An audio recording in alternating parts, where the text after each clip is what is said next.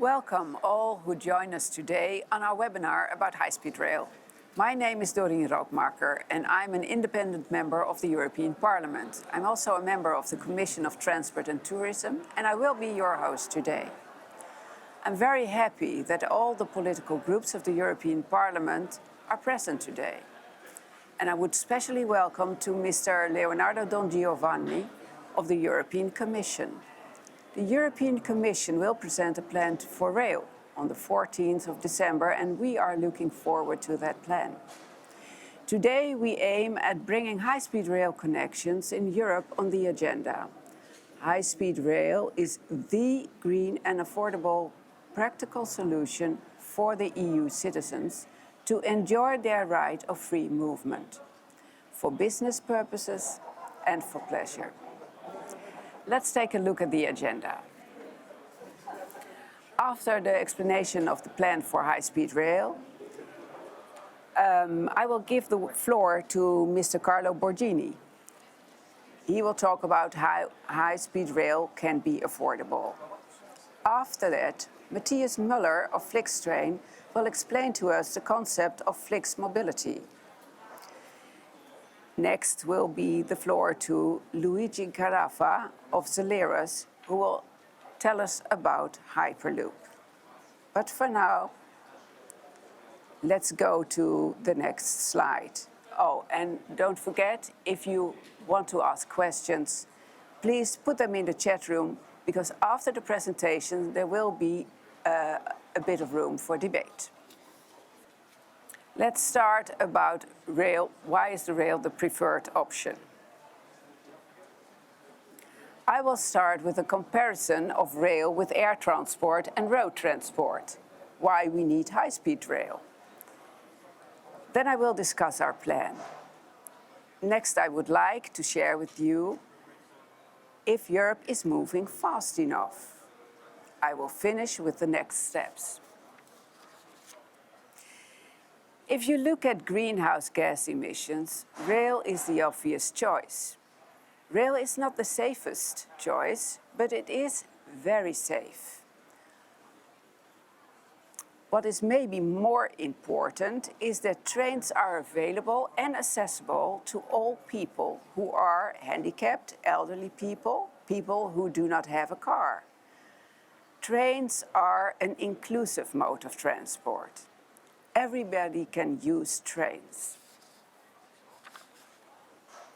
There is no such thing as limitless capacity. The sky has limits too. That's another reason why alternatives are needed.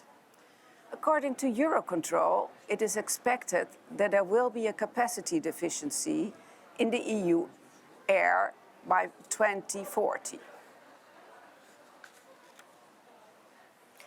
Why do we need high-speed rail?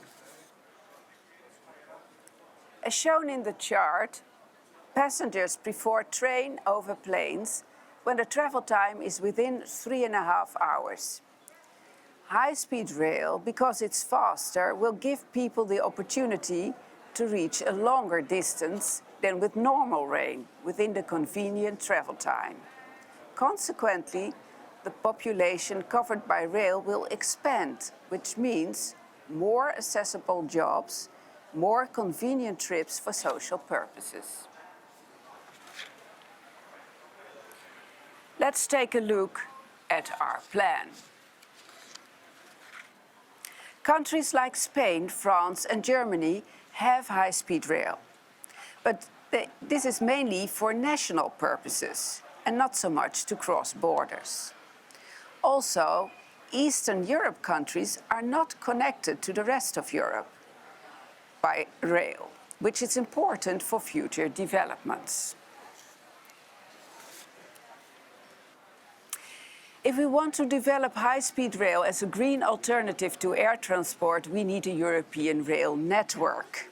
And that means that existing lines should be expanded in a way so that people can travel within the whole of the European Union by rail. Here we show you the cost and length of the missing tracks. Green is the length and blue is the cost. It is important to connect the member states. Mr. Orban took recently the initiative for a high-speed rail connection between Visegrad countries. These are the kind of initiatives Europe needs. Where to start? We took a closer look at the population served by new links. And the length of the new link in this animation, you can see which lines are most needed. But that doesn't mean we should not build high-speed connections in areas that are less populated. It does mean that other modes of transport, for instance the Hyperloop, can be an alternative. For the ones who think this project is a huge challenge, let's take a look at the Eurotunnel. The Eurotunnel is a clear example that where there is a will, there is a way. Dreams can be a reality. The Eurotunnel faced challenges.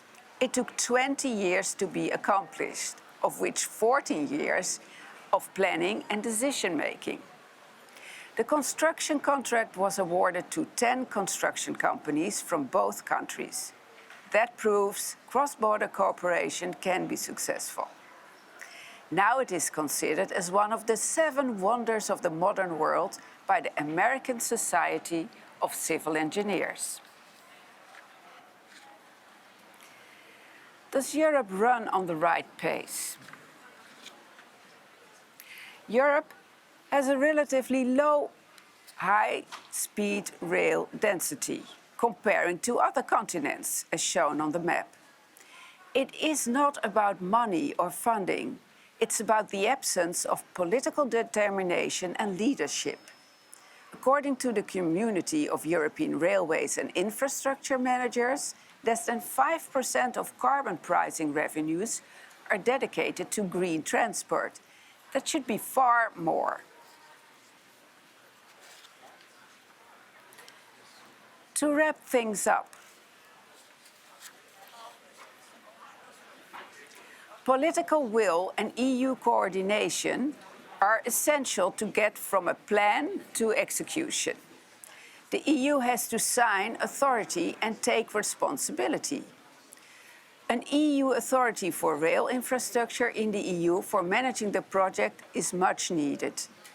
To finance the missing links of high-speed rail, you can use the ETS revenues for green transport.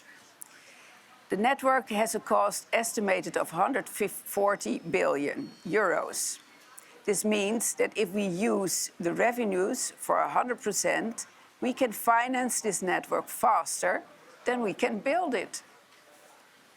We need a public and private commitment, joint effort of member states, construction companies, and the rail sector. Functional integration will enhance relationships between member states.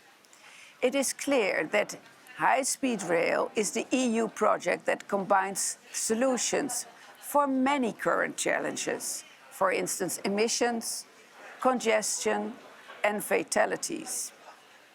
High-speed rail connections supports the main goal of the EU, which is the freedom of movement. It is a common interest project to connect people. Let's get it done and enjoy it. Thank you. After this short introduction, I would like to give the floor to Mr. Carlo Borghini. Thank you very much to Ms. Rookmaker to have me here to speak about high speed and the work that Rail Research Innovation is doing in the context of high speed services. But first of all, I would like to mention that high speed has been already recognized by different types of studies on how we can connect Europe in a completely different manner. Rail is not only connecting, it's also helping people to meet as one of the roots of the European Union to a certain extent. We strongly believe in what is brought forward by the Sustainable and Smart Mobility Strategy of the European Commission concerning achieving the 3 times high-speed services by 2050 and 2 times by 2030. in between all the other targets to which we are contributing.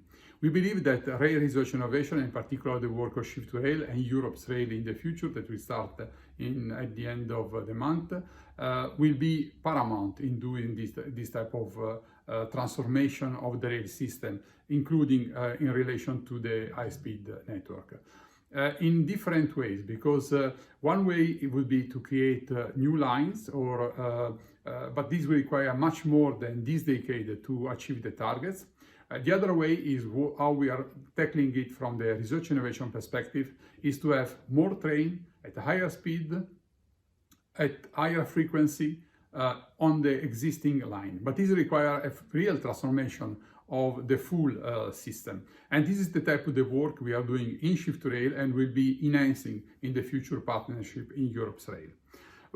First of all, we have done a lot of work already in Shift2Rail that is helping to have a much more reliable and resilient infrastructure where we can operate many trains or more trains on the network. And also we have been working on the concept of the vehicle itself, introducing improvements in terms of traction, in terms of energy consumption, in terms of interior design, but also some subcomponents that will improve the comfort of the passenger and increase the sustainability. Where the major game changers are coming in is the introduction of the results coming from what we call IP2, the innovation program related to the way we operate the rail system, and in the future with the system pillar approach. Already Shift2Rail has contributed to develop the specification for the introduction of the GO2, so the Great Automation 2, in the rail system that will be part of the TSI package 2022 in combination with the preparedness for the adaptable train communication and the 5G technologies, the later introduction of the localization by satellite, as well as initial work about virtual coupling and moving block. All this technology together will allow to operate in the train in a different manner and to have more train on the existing track. We have already experienced something like this, for example, on some network in Central Europe, where we were able to, with the introduction of the RTMS radio-based solutions, to increase the number of high-speed trains on the existing network. But the next work that we'll be introducing in Europe's rail will have a much more systemic approach, and we focus on two major enablers, the digitalization and the full automation of the rail system. One is the digitalization, meaning that we will take advantage of the future digital technologies to make much more performant the existing rail system, and the automation will help to assist the people working in the rail system to move from current function to much more added value function in the future. How we achieve this? Well, we are looking at the program, as I said, in a systemic approach. We will start defining the concept of operation and how we will be operating the rail system in the future. We will define the functional system architecture, how all the components will be working together, assets, vehicle, people, and all the necessary software and applications. And finally, we will work on the pure research innovation activities to deliver such type of transformation. In particular, will be for the high-speed network, will be delivering on two major areas, complemented by the sustainable assets. The first area is to establish a European traffic management layer. If we want to have an high-speed network at European Union level, we need to be sure that we integrate all the different national networks in a manner to break down the barrier that today limits the performance of the rail system. And these are of different nature, are technological, are operational, and also from the regulatory point of view. And the second area is, as I said already before, the full automation of the system. So we start on the baseline of the ARTMS radio-based solutions, and we will introduce all the advantages that can be brought in by the automation, such as reaching the grade automation 4, meaning full autonomous or automated or automatic operation. These will be critical choices to be made in the future years. Introduction of the full set of 5G telecommunication, not only for the safety, but also for the security of the passenger that will be on board of possibly unattended trains. As well, the technology I mentioned before, such as the moving block and the virtual coupling, that will allow to have train running much near one to the other while keeping the same safety level. We are talking about high speed, we are talking about transport, so we need to ensure that all this is part of the safety level is required in the current operation and the future operation. So we are strongly working with the European Agency for Railway, that is the system authority that will help us to ensure that the solution coming from Europe's rail, the solution coming from Shift2Rail are safe and are interoperable. And we are working in the context of the policy objective of the European Commission.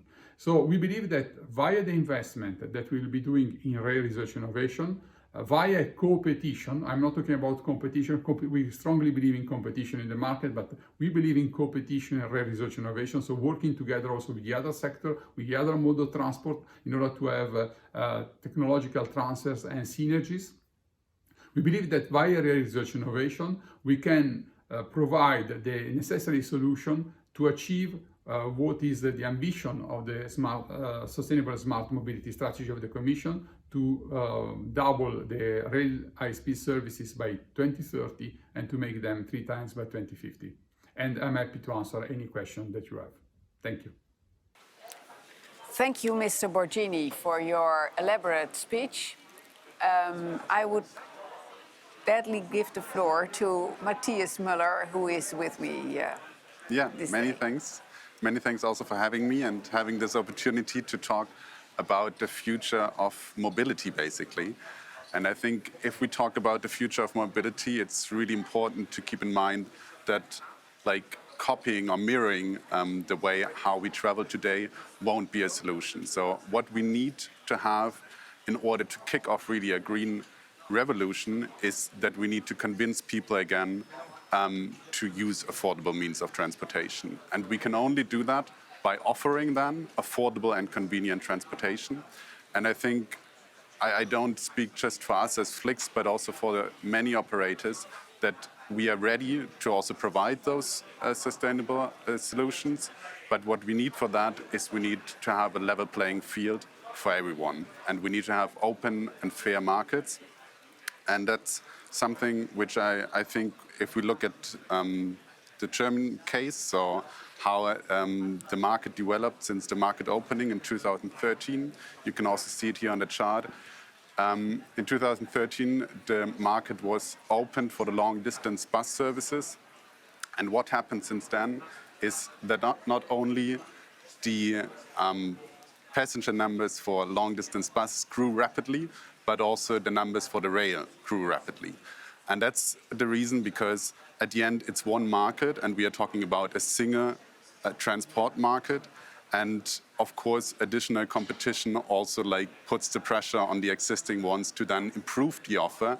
And then we can grow the market in total and have a more attractive offer out there at the end. So I think that's something which is a really good example how we can actually, from a level playing field and open markets, really convince more people to also use more sustainable transportation, which is bus and train at the end. And if we then have a look how we did that as Flix and why we have been successful on this foundation of the open market, of the bus market, I think it's fair to say that we always put the customer into the center. Yes. So we really can say that our timetables are designed by the customer at the end.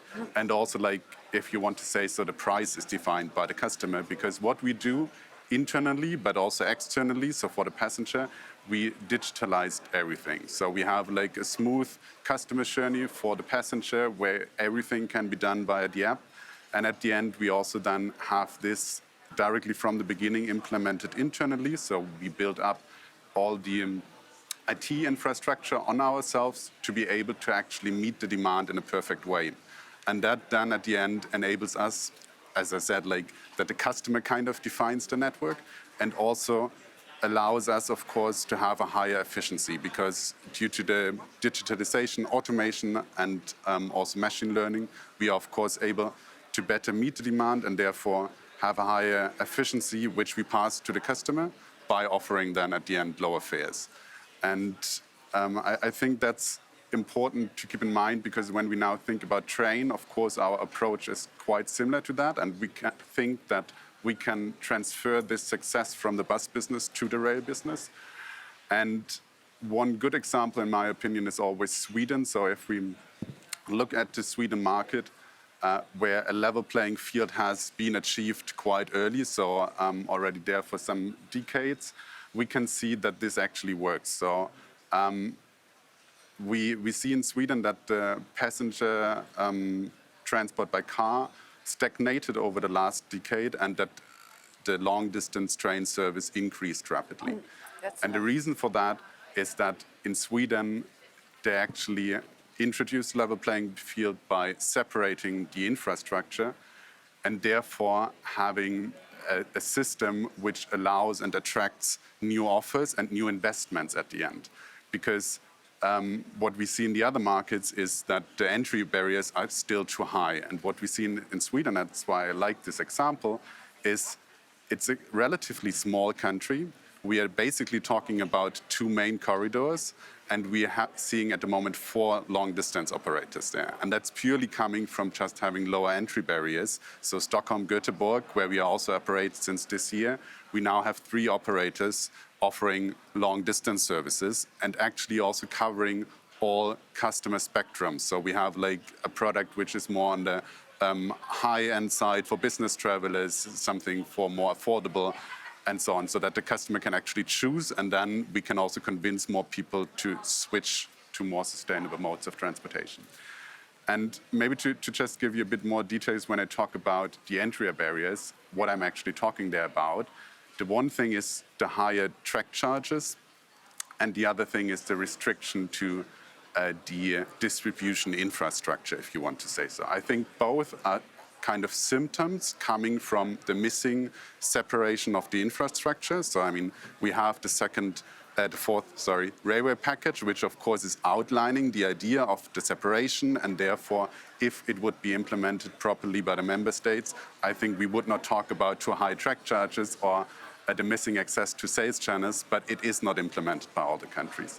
And if we go to the next slide, you can also see, if we go to the next slide, we can also see that you can directly transfer that from the track charges. So here you can see the average track charges in Europe, and you directly see the countries in red are the ones with the high track charges. Nice. So Germany, France, Spain, where you also don't see any competition. So you have, of course, a direct link, because entering into such a market and investing into new services requires already a huge proportion of risk, but then having also this high track charges is of course a huge cash burn at the beginning. And also maybe to just give everyone a sense of this, we are actually talking in Germany about like around 50% of the ticket price of a railway ticket in Germany directly goes to the infrastructure. Right. And that's something where I think we discriminate rail in comparison to flight travel or every other means of transportation. And there it's like quite easy way of interfering and providing actually similar conditions as we see in Sweden. I don't think that there's a foundation of having 10 times the track charges in Germany than in Sweden. And the other entry barrier, which I see, is the sales channels. So I would call it distribution infrastructure. And I think we also have to keep that in mind, because as I said, train requires a lot of investments, and it doesn't make any sense if you do that if you do not have then at the end the access to the customer. And I come again with an example from Germany, because we did their survey and we asked people, where do you look for long distance train options? And 80% of the customers said they don't go on a search engine, they directly go to the incumbent, because they assume as well, 80%, that they can book all the offers there. which is also true to a large extent. So you can book like all-night trains, you can book daily connections, regional and long distance. You can book cross-border and also foreign companies, but not everything. So I would say like 99% is listed in Germany, but you could see that case in almost all member states, but not the remaining a handful of competitors are blocked out. And this is something where I think from a customer perspective, but also from a perspective to attract more operators, it really would make sense to have one platform available, all like ticket options or transport options by rail, bookable through one platform. And there I think we do not need to talk about creating a new platform, because in all member states there is already one platform which has, as I said, like 99% of the options available from different operators, and we just need to ensure that everyone has the chance to go there. It comes for free, basically. There are no investments from the state or tax money required. The operators can pay a commission fee. We just need to have the same level playing field, because also those distribution channels has been built up by tax money in the past. So summarizing that up, I think we have like a huge momentum where we, but also other operators, would be ready to invest into rail and invest into a multimodal network, in our case, bus and train, but we need to reduce the obstacles and need to create a fair level playing field. And we can do that by reducing the track charges, by having a full bookability on the sales channels, and really separating the infrastructure in all member states. And then I think we will quickly see also more offers and can convince, therefore, people to go more sustainable at the end. Thank you, Mr. Müller. You're clearly an advocate for the free market in rail. And sustainable mobility, yeah. And it's the sustainable mobility. Thank you so much. Now we can go to Mr. Carafa, who will tell us more about the Hyperloop. Good morning. Thank you very much for your kind invitation. Very glad to be here with all of you today. I'll try to share my screen.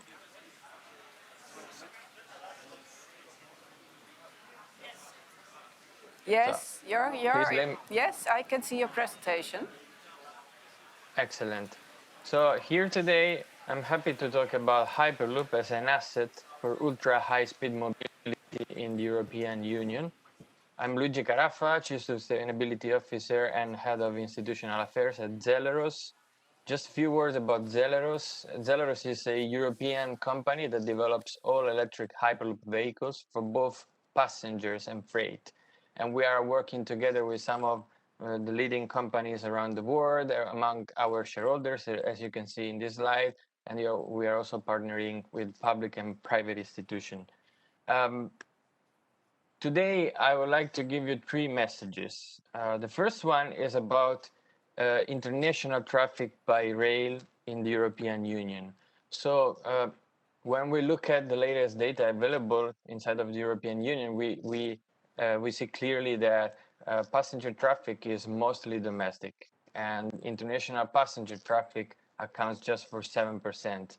On the other hand, freight is much better. It's more split, 50-50, well, a little bit more than 50 for international traffic.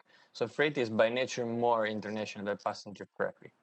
But let's bear in mind this 7% international passenger traffic for later.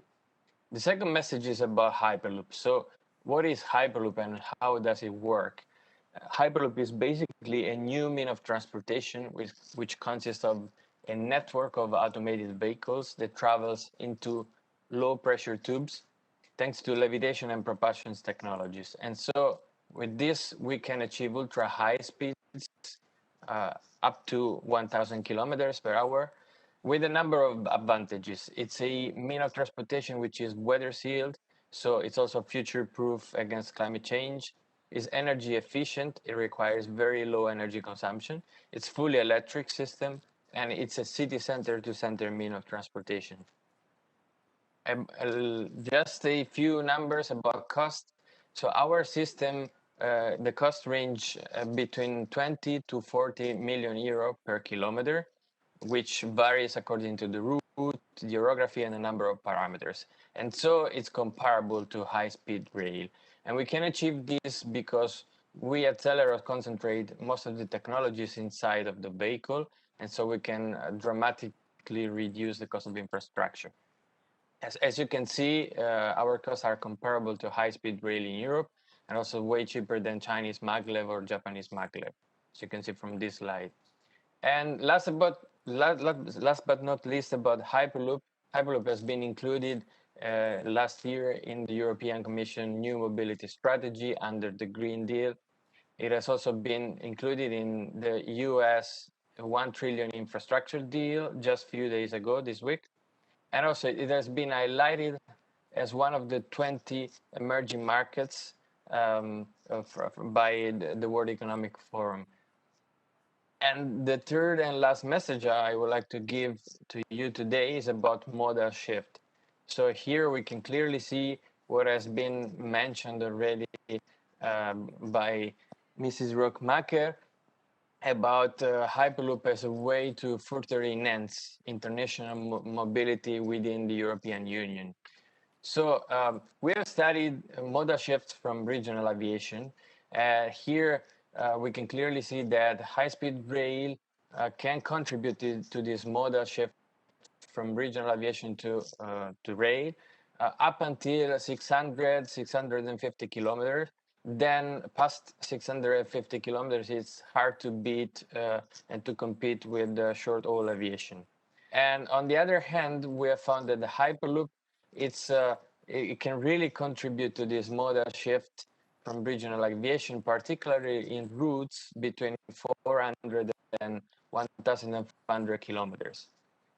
And so here there is the full potential to be unleashed and to contribute to the further development of ultra high speed and high speed connections within the European Union, especially at the international level. So now I want to conclude with an example. So bear with me a second and let's go back to this 7% and 50% that we mentioned earlier. We said rail traffic is pretty domestic when it comes to passenger. And so 7% is still marginal, and we really need to do everything we can to increase the 7% passenger at the international level. And so I'm pretty happy that also Mrs. Rookmaker has quoted the very same document that I will just briefly mention today. It's a report from UIC about market shares between high-speed rail and air. And we can clearly see that when rail travel origin to destination is below 2 hours, high-speed rail is fully dominant mode. A clear example is, for instance, Paris-Brussels. And when rail travel is between 2 hours and 3 hours and a half, then it's high-speed rail is the prevailing mode, but there is air coming in with market shares. And then when we go past the 3 hours and a half, then it's the other way around. So air is becoming the prevailing mode, with high-speed rail still having a market share. And when we go past the 5 hours, then air is completely dominating and high-speed rail is marginal. And so let's give the example of, let's say, Paris-Berlin. So when Hyperloop comes in from city center to city center, we can see that from Paris to Berlin, it can take, with our system, 1 hour and 7 minutes. By contrast with airplane, it will take at least 4 hours and 45 minutes from city center to city center. And by train, as we speak, as of today, it will take at least 8 hours and 10 minutes with one transfer in Frankfurt. So here you can clearly see the full potential of Hyperloop to complement other means of transportation like airplane, train, high-speed rail, and so to further contribute to this modal shift. And I'll stop here by saying that we have recently published a report called Vision 2050, which is outlining the potential for Hyperloop to develop a global network. And we have studied the different regions of the world. Of course, we have studied a lot Europe. And here I invite you to consult the report, which is publicly available online, just to end with Europe and say that there is a big potential. We are talking by 2050, we are talking about 310 million passengers transported per year, more than 5 million tons of freight transported per year. So a lot of opportunities and big potential to be tapped. Thank you very much. Thank you for this presentation. We started a bit late, so there is still room available or time available to have some discussions. Firstly, I would like to ask to my colleague here, Mr. Müller, what are the most challenging cities you have encountered when you implemented your multimodality? Yeah, when we talk about cities, about intermodality, then we of course talk about like how easy is it for us to actually access the city with the bus, so that we can directly stop at the, of course, main station. And that's something where we really, in continuous discussions with basically like all cities, that we can achieve a stop directly at the main station, because at the end, like as soon as you have to walk like a couple of minutes between the bus stop and the main station of the train, then intermodality does not work anymore. I mean, you don't want to have like long distances to cover by foot. That's understandable, but is it politics that is the obstruction, or are these practicalities or technical problems? Yeah, I think technical issues or practicalities we can overcome, and we also have demonstrated that in Germany, where we then just build up or joined in building up our own stop for the buses, so to have a closer stop directly next to the main station. So I think that's something which we can overcome, but of course we need political support for doing that, and the political understanding that it actually makes sense to have one bus going directly in the city center instead of, I don't know, 50 cars, because it's then less crowded at the end also for the city. So to understand this win-win effect, and that's where we still need to like have a lot of talks and convincing people and explaining that at the end this is a benefit for both sides. I would say in most cities in Germany or like also in Europe, we are there on a good track, but it's a continuously effort which we need to put in to actually achieve this. And that's also one of the major hurdles, and I guess that's why you asked, for building up this intermodal network. Can I ask a question to Mr. Borghini? Mr. Borghini, yes.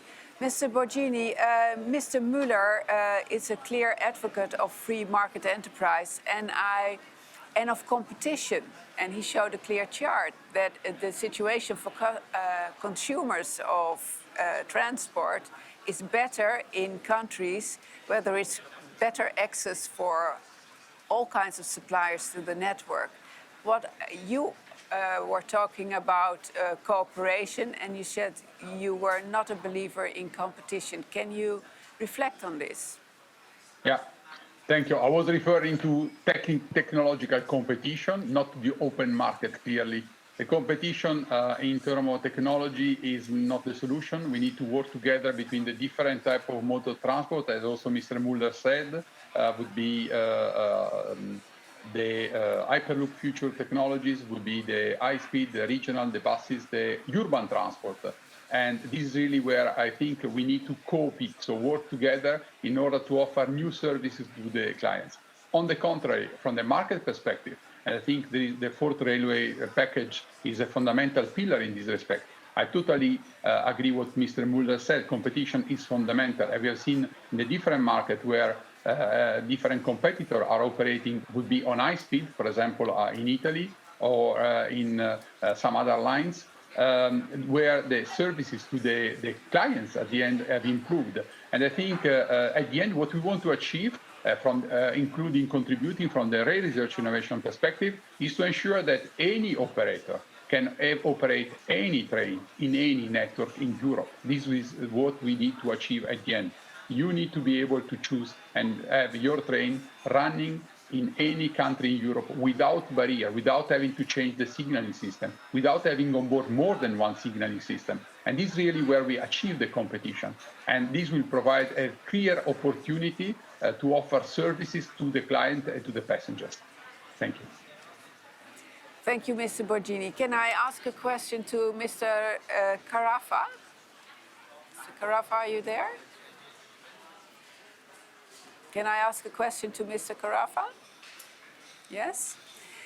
Mr. Carafa, would it be possible to construct a Hyperloop connection in the Baltic states to Vienna and from Vienna to Zagreb?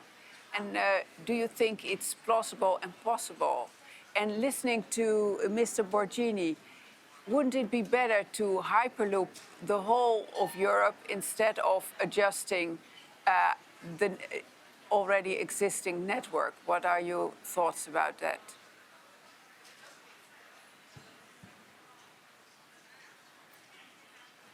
Mr. Carafa, are you there?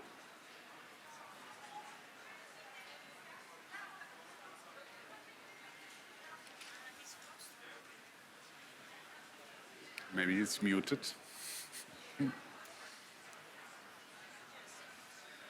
Well, let's ask Mr. Borghini then instead. Mr. Borghini, wouldn't it be nice to have Hyperloop connections all over Europe? It depends what you want to achieve. At the end, we need to bring together the cities of Europe. And this is the most important message, which is the most cost-efficient and performance level. Yes, we can introduce new technology like Hyperloop connecting long distances. But today we have a high-speed network already existing. We need to bring it together. We need to upgrade the existing line to have much more speed. But when you want to connect Paris to Brussels in 1 hour, 25 minutes, everyone is happy. It's clear that if you want to have the connection, we need to arrive to connection Paris to Berlin in less than 4 hours. And this is really where we can achieve. But this connection will go through 4 capitals. We'll go through Brussels, we'll go through Amsterdam, and so on and so on. So I think we need to be sure and have clear which are the different type of objectives. And yes, as I said before, we need to compete. So we need to compete, we need to have a technological introduction of different solutions in order to have different alternative services to the clients, to the passenger, to the European citizens. And this work is not only with rail and Hyperloop, it's also with regional aviation, it's also with the buses. And I think if we are bringing together a multimodal approach, concretely to say, I offer integrated ticketing in order to the clients to be able to travel smoothly between the different modes of transport, including the urban transportation that is a fundamental piece in the node of connection of people, I think this will be what the European citizens are asking to us. Thank you. Is Mr. Carafa now available? Yes. Apologies, something happened with the connection. Did you hear my question? I think so. Okay. So yes, indeed, it's possible. Actually, in the report, which is publicly available online, we detailed all of the potential routes that make sense from an Hyperloop perspective to be developed up until 2050. So from now up until 2050. And here, basically, we have studied the market. We have studied also with the vision to be complementary with existing means. So for instance, let's say there are already connections from Paris to Lyon or from Barcelona to Madrid, which with HSR. So we don't want to compete with other means of transportation. We want to complement. We want to complement with bus, with air, with HSR, with traditional rail. We can do that. And each mean of transportation has its own characteristics and features, and each has a potential to be tapped. And clearly, as you could see from my presentation, clearly the potential for Hyperloop, it's huge. Why? Because it can go it can go where high-speed rail can't really go for physical reasons. So by combining the low-pressure tubes with the levitation and propulsion technologies, we can achieve ultra-high speeds. And so this means that we can really contribute to this shift from regional aviation to the ground. Thank you so much, Mr. Carafa. And I would like to end the discussion here because of the time. I would like to thank you all for participating. And I'm very happy that we met so many friends who are, just as me, passionate about high-speed connections within Europe. I'm a strong believer that if we have a common goal within Europe, we can truly unite and forget about all the political bickering that's so much in the paper recently. So I hope to see you again soon. And I would like to point out that we have on Facebook the Friends of High Speed Rail group, and I would like to invite you to join it. And in the near future, we will be on Instagram and on Twitter as well. And if a lot of people are joining our friendship groups, it will give a little pressure to the European Commission, who have to do a bit of homework now. And maybe it will be able to speed up the process. So please join our Friends for High Speed Rail on Facebook, on Instagram, on Twitter, and share it as much as possible, because the more the merrier. Thank you so much.